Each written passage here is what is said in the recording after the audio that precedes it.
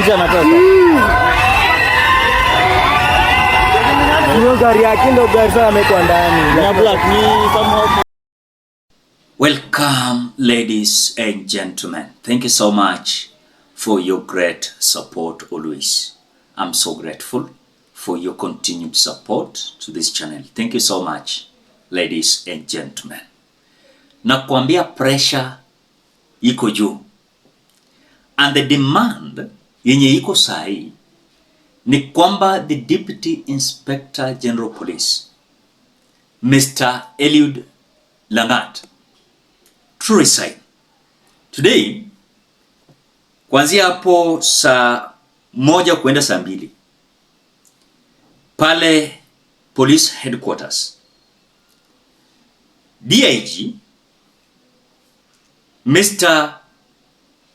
Eliud Langat, alionekana akienda pale Headquarters.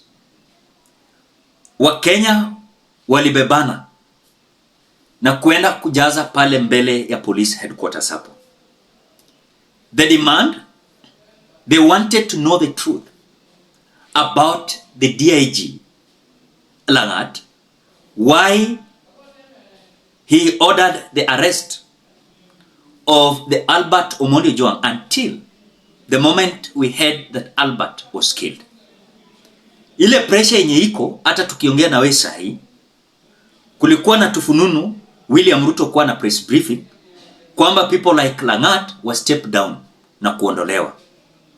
I want you to watch a video where Wakenya wanaamua kustorm pale the police headquarters kuona the Deputy Inspector General Police, Mr. Eliud Langat, akienda pale. Ikabidi atoroke na kuingia huko ndani mbio mbio. Now this, you will understand how this pressure being mounted on Eliud Langat, the DIG, is going to make him to resign or even being fired. I don't know how it's going to happen, but it must happen.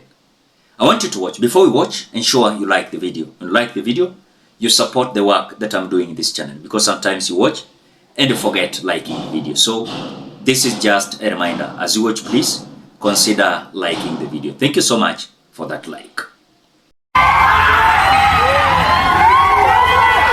Kuna gari iko ndani natoka. Ni IG, ni huyo fala. Ni nje anatoka. Hiyo gari yake ndio gari sana amekuwa ndani. Na black ni kama. On the same note, I've seen a video of Oburu Odinga. Now, they are in the broad-based government. So he is now questioning the government. How will it be possible for him to go in Homa Bay and tell the people of Homa Bay, because that is where Albert Omondi Ojwang is coming from, that he will tell the people there that he sees it took a broad-based government? How will it be possible? Listen to Oburu Odinga.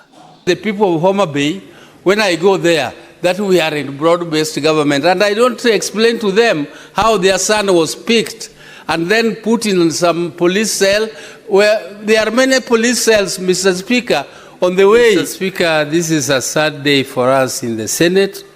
Mr. Speaker, we are discussing the death of a young man who was the only son of his family. And Mr. Speaker, he has died in a police cell where people are supposed to run for safety. Mr. Speaker, where else do you go if not police station when you feel threatened by anybody?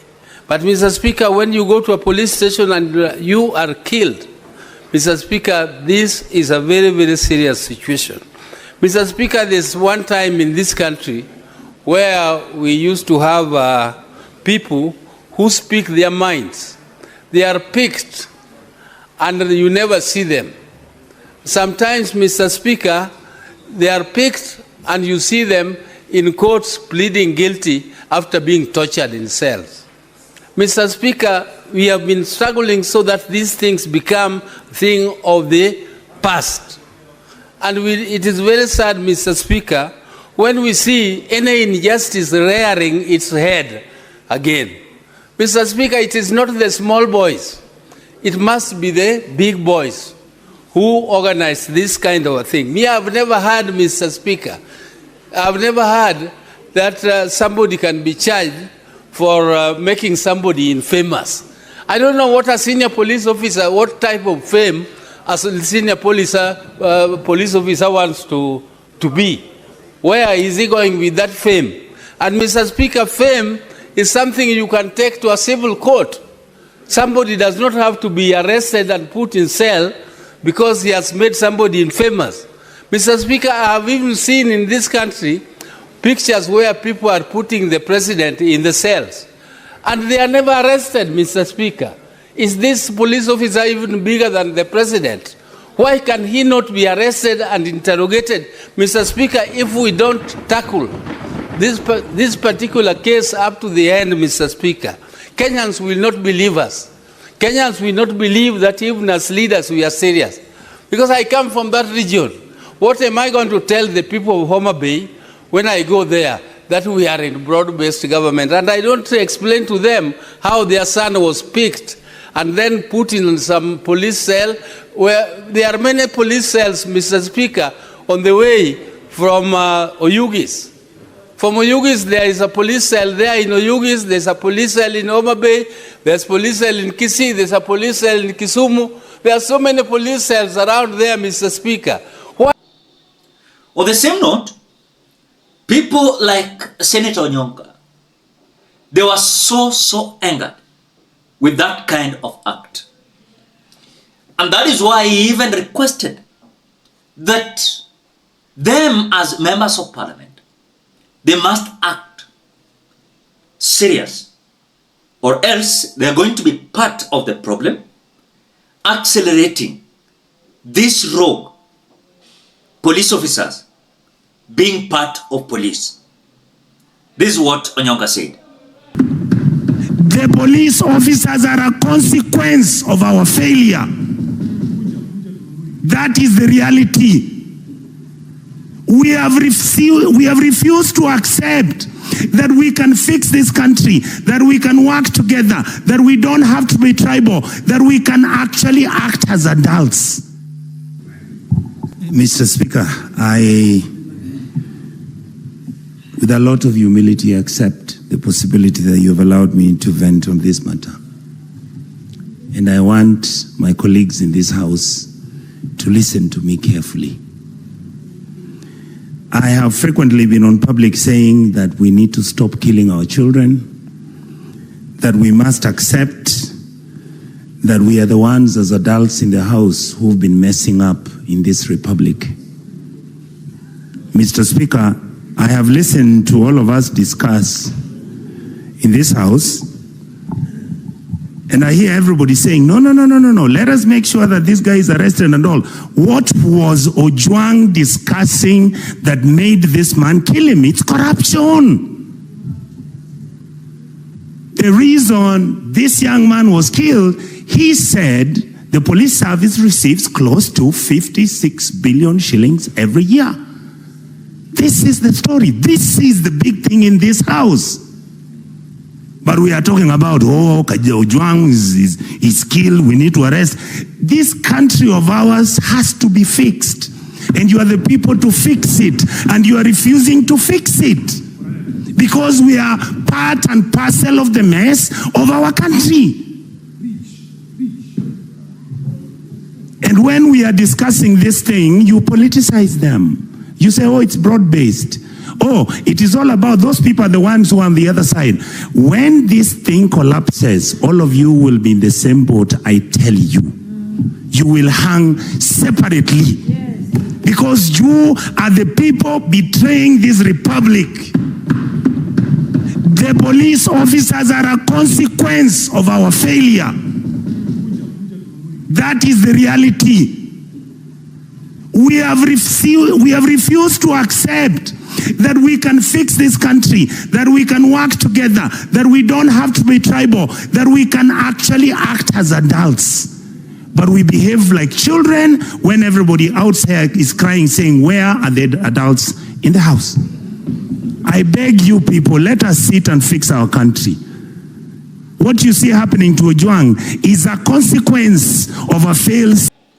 But now on the same note, I want to say that sometimes I look at some leaders, then I wonder. And when I say leaders, even those who are in police, if you feel that someone should not criticize you, you should resign and leave. If you are a public servant, you must be asked some questions. Even if it is false information, you must know how to act on it. But what I've seen is that someone is holding public office, but hataki kuulizwa maswali. Ukiulizwa, wewe ni criminal. And that is what the DIG did. So pressure iko juu kabisa. Pressure iko so high. Na by the end of the day, I'm telling you, hawa watu wanaenda kuona nyumbani. Because William Ruto has no option. He will not allow some individuals kumwaribia. I don't know how kumwaribia inafika which extent, but you might be shocked as William Ruto is part of it. You will be shocked. But again, I know this story touched the DIG, not even William Ruto. And DIG commanded the arrest of Albert Omondi Ojwang. At the moment he was being killed, he knew maybe, not even maybe yeye ndiye alikuwa na accelerate that. Team jenga tunataka kumdiscipline, Ladies and gentlemen, what do you think? Because this scenario is now giving William Ruto a sleepless night, and that is why so far as we speak, he has not altered anything. And we are expecting him to have a press briefing. Tulikuwa tunaambiwa sahi atakuwa na press briefing, but nangoja sioni. But let's wait. But ukweli ni kwamba State House is in serious panic mode. What do you think? Drop your opinion at the comment section below. Otherwise, thank you so much because of your great support. Please consider subscribing, liking, commenting, and sharing this video. Till we meet in another video.